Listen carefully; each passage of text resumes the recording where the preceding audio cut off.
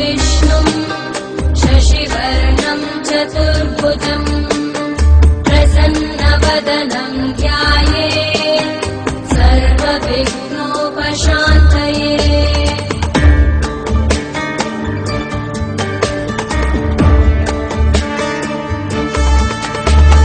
शान्ताकारं भुजगशयनं पद्मनाभं सुरेशम् विश्वाधारं गगनसदृशं मेघवर्णम्